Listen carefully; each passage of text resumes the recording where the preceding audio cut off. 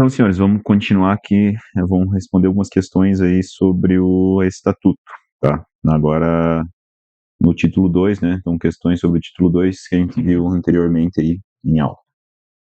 Questão número 1, então, serão 10 questões, tá? Só lembrando, né? Para o vídeo, tenta responder a questão, depois ver a questão respondida, ver a explicação aqui, e eu vou aproveitar as questões para puxar outras coisas também, para a gente ir aprendendo de maneira bem dinâmica, tá? Então, a primeira questão, o Banco Decan costuma explorar a distinção entre manifestações do valor policial militar e preceitos da ética. Então, ele sempre é costumeiro dela ali misturar esses assuntos, valor, ética e os deveres ali do policial militar. Então, tem que estar bem ciente disso na hora de fazer as questões. Com base no artigo 28 e 29, identifique qual as alternativas abaixo é classificada como uma manifestação do valor policial militar e não um preceito ético. Então, ele quer saber o que é o valor. O valor, ó, lembra do valor? Tem os artigos A e O, tá? Então, a gente vai buscar artigo A e O. Em fé na elevada missão da Polícia Militar.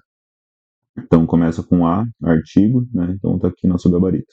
Acatar as autoridades civis, exercer com autoridade, eficiência e probidade as funções que lhe couberem, amar a verdade e a responsabilidade com fundamento ético, fundamento da dignidade pessoal, é fundamento ético, tá? Então, começa com verbo, começa com verbo, começa com verbo. É tudo ética, tá? E o valor, né, começa com um artigo A ou O, né? São alguns artigos O ali e o artigo A, tá? Então, é um bizu aqui para a gente conseguir responder esse tipo de questão. Seguindo, né, a gente vai observar a questão 2.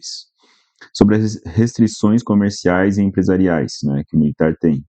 Impostas ao policial militar, artigo 30, assinala a alternativa correta. Né? Interessante sempre a gente tá marcando, né? Chegou para responder a questão, já marca o que ela quer, o que é certo, o que é errado, que às vezes a gente acaba se equivocando nesse sentido. Ao policial militar da ativa é permitido ser sócio gerente de sociedade limitada, desde que não exerça a administração de fato. Aos integrantes do quadro de saúde é vedado exercer qualquer exercício de atividade técnico profissional no meio civil, não é vedado, né? Vocês sabem lá que pro integrante do quadro de saúde, né, é até importante para a corporação que ele atue lá no meio civil para ele ganhar experiência nessa área, tá? Então isso aqui tá errado. Os policiais militares da ativa podem exercer a gestão de seus bens desde que não infrinjam a proibição de administrar sociedades. Então essa aqui é a questão correta, né? Então você pode administrar os seus bens, né, sem problema, desde que não infrinja a proibição de administrar sociedades, né? Seja SA, limitada, etc. Então aqui né, só para ficar claro, o policial militar da ativa é permitido ser sócio, gerente, ele não pode gerenciar, tá? Então não pode. Os policiais militares na reserva remunerada não sofrem qualquer restrição quanto a tratar de interesse de empresa privada em repartição pública, tá? Então, quando ele está na reserva, ele não, não tem problema, tá? Ele tem uma empresa e trabalhar na empresa dele. Só que se, por exemplo, ele for convocado, ele vai ter a restrição de não poder tratar da empresa lá na repartição pública, tá?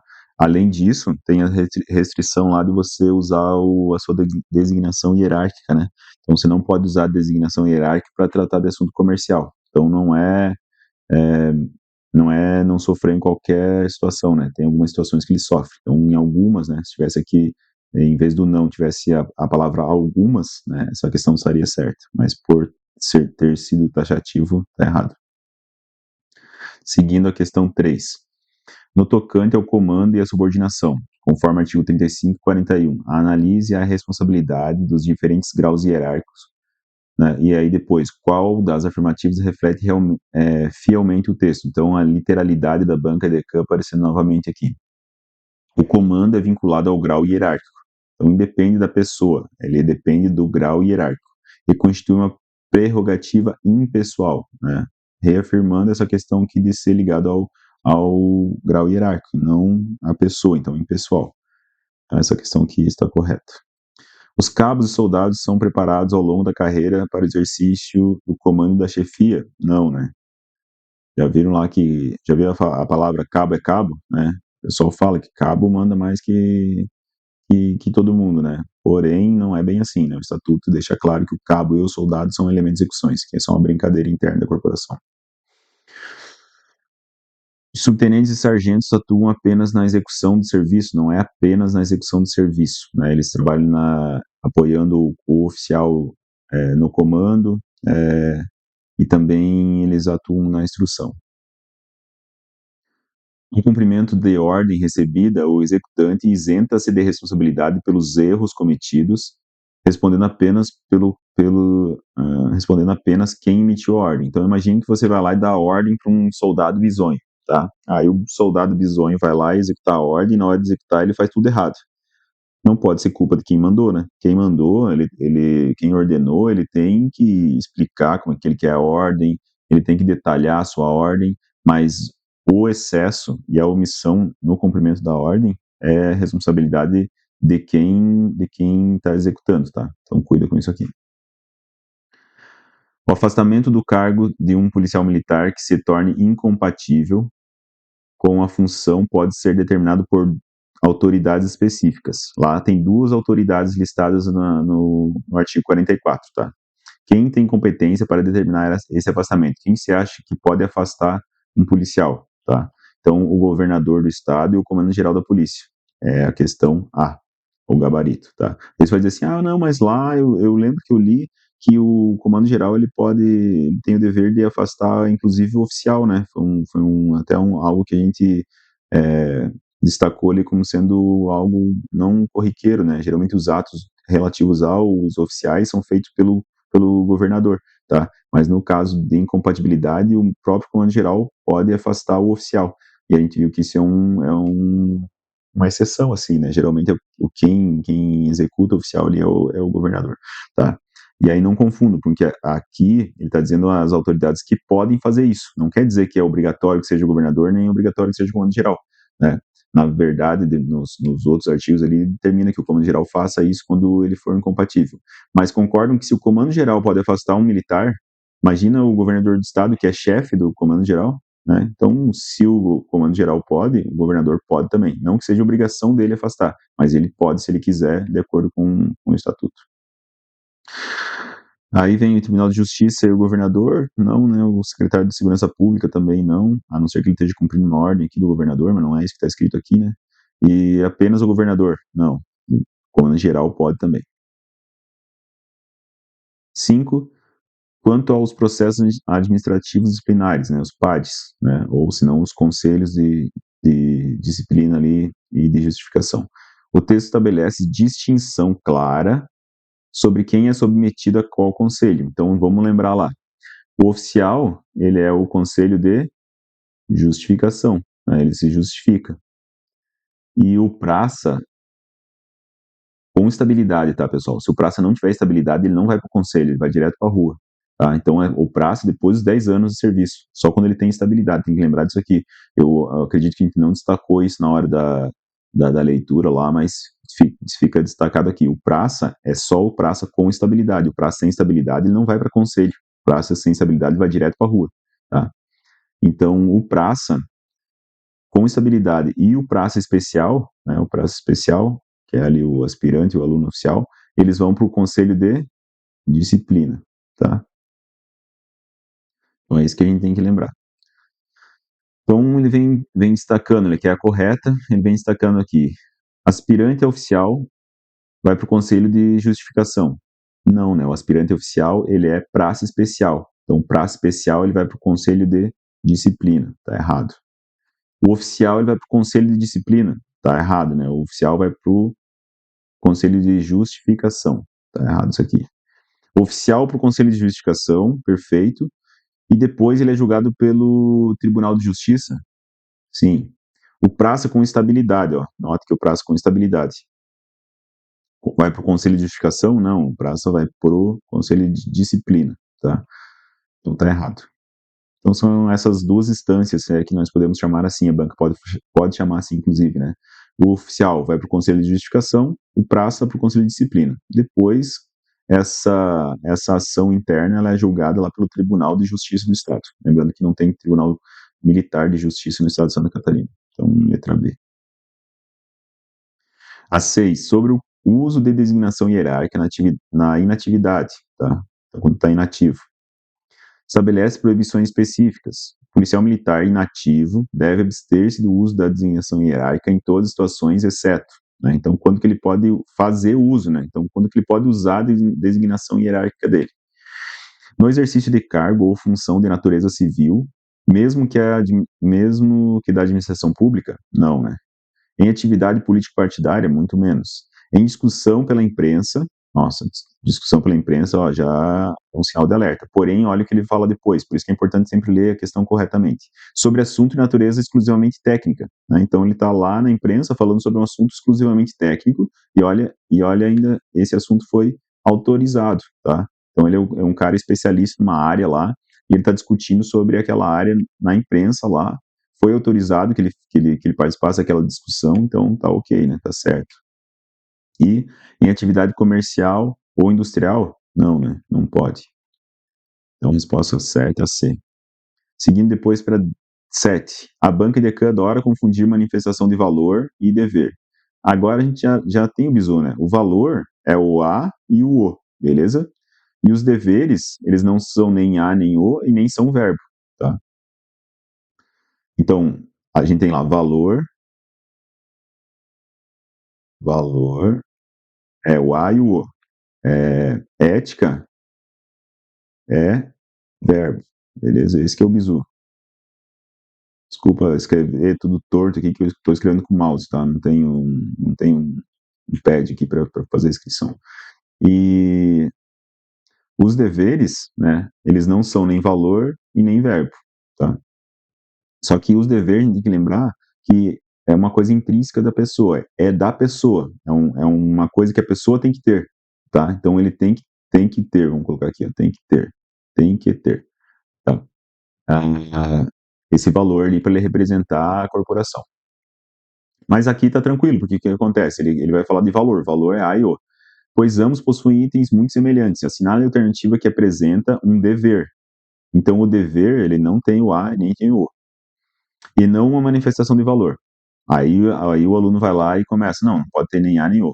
O, o, a banca, com o passar do tempo, ela foi se acostumando a pegar esse bizu do aluno também, né? Então a banca, às vezes, ela pode. Eu acredito que na prova de vocês não vai acontecer isso. Só o bizuzinho do A e do O aqui, do valor, já vai ser o suficiente. Mas nesse caso aqui, ó, a banca resolveu confundir os senhores, né? Então ela foi provavelmente num dever desse e adicionou um artigo na frente, o artigo O, tá? Para tentar confundir os senhores. Então, nesse caso, a gente tem que usar o bizu do dever, que é uma coisa da pessoa.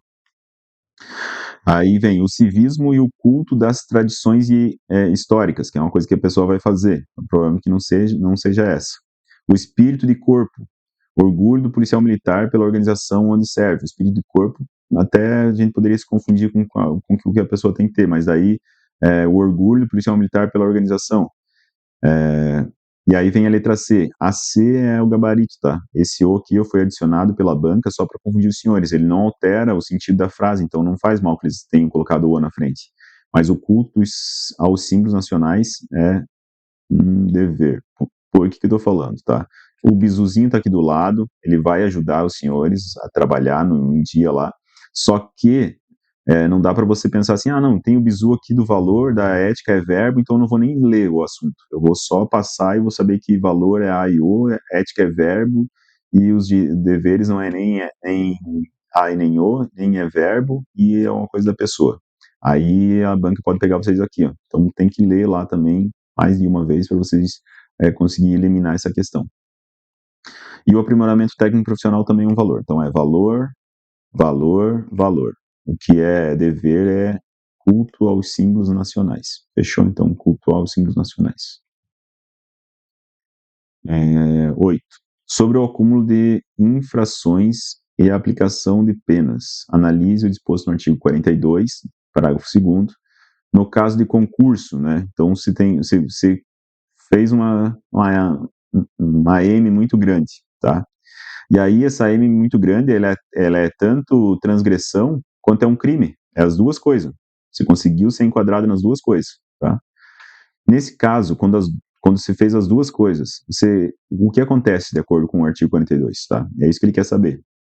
Serão aplicadas cumulativamente, né? Então vai ser acumulado, vai ser aplicada a transgressão e depois vai ser aplicada a pena do crime? Não, não vai acontecer isso. Será aplicada somente a pena relativa ao crime? Sim, somente a pena relativa ao crime, não vai ser aplicada a pena da transgressão. Será aplicada somente a pena relativa à transgressão? Não, né? Não faz sentido, o cara vai escapar do crime, não tem como. A autoridade competente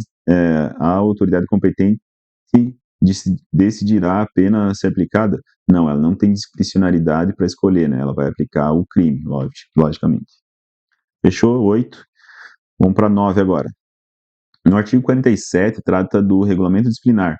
O regulamento disciplinar é uma lei à parte, tá, pessoal? A gente vai estudar ela na sequência, se vocês já não estudaram. Só que o estatuto, ela vem aqui e já dá uma balizada nessa lei, para aquela lei lá não extrapolar, tá? Apesar de que o regulamento disciplinar veio antes do estatuto, tá? E então ele coloca um limite constitucional, né, trazido lá pela Constituição aos militares, para a pena privativa de liberdade administrativa. Qual é o limite máximo para as penas disciplinares de detenção e prisão? E qual que é a diferença de detenção e prisão? A prisão, você está preso num local separado, né? Você pode estar preso lá num quarto, numa cela, etc. A detenção, você está detido, né? Você não pode sair do quartel, porém você pode ir lá na sala de TV, na cozinha, etc. Então você está detido, né? Você não pode sair do quartel. A prisão é você não pode sair de um ambiente ali, de uma prisão, de um quarto, de um xadrez. Fechou? E aí ele fala que você não pode ultrapassar determinado tempo na detenção ou na prisão. Isso aqui é para transgressão disciplinar, não é para crime, tá? O crime você pode ficar lá anos preso, tá? É a justiça que vai decidir. Aqui é nas transgressões. Por exemplo, faltou o serviço. O oficial vai lá e dá uma prisão. De quantos dias pode ser essa prisão? No máximo, né? Aí, no caso do militarismo aqui, ó, é os 30 dias, tá? Então pode ser no máximo 30 dias a pena de detenção e prisão. Lembrando que isso aqui não é crime, tá? É transgressão. Agora o 10, o artigo 31 confere ao comandante-geral um poder fiscalizatório sobre os bens dos policiais militares da ativa. Quando o comandante pode exigir informação sobre a origem e a natureza dos bens. Então o comandante está vendo lá que você ganha como soldado, ganha como sargento, ganha como cabo, mas vê que você tem de uma hora para outra você apareceu com uma caminhonete zero, uma chácara, um jet ski, uma casa na praia, um relógio de ouro e etc. E aí ele começa a olhar assim, tá, mas como é que um cabo de uma hora para outra ele acaba adquirindo tantos bens assim, né? Aí ele pode pedir para você prestar informação. Aí você pode chegar lá e dizer assim, ah, não, isso aqui foi uma herança que eu ganhei aqui, ó, e aí agora eu tenho todos esses bens.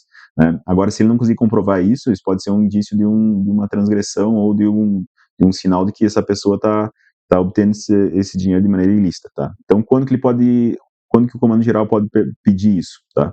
Sempre que houver razões que recomendem tal medida, no interesse da salvaguarda da dignidade dos mesmos, né? Então, letra A. Então, ele começou a aparecer com um monte, não é para ir assim e pegar lá o cabo que está com pensão alimentícia, uma motinho velha, não tem nem carro, mora de aluguel, e aí o comando-geral vai lá perguntar para ele, tá, mas da onde você comprou esse motinho? Não vai perguntar isso. Ele vai fazer isso somente quando tiver razão, né?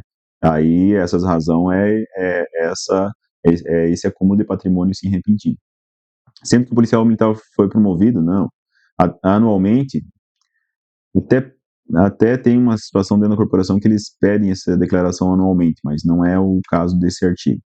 E apenas quando houver indícios de crime? Não, também não, beleza? Então, nenhuma dessas daqui é a letra A, sempre que houver razão. Fechou? Espero ter ajudado. A gente fez o exercício aí agora do título 2 do Estatuto, né? Se tiver alguma dúvida sobre o gabarito, ou se porventura tenha errado alguma coisa aqui, vocês podem entrar em contato ali pelo WhatsApp e a gente vai se ajudando, beleza? Espero estar ajudando os senhores, espero pela aprovação de todos lá no final dessa curta jornada, né, de 2 meses que a gente tem junto. Valeu, obrigado e até a próxima.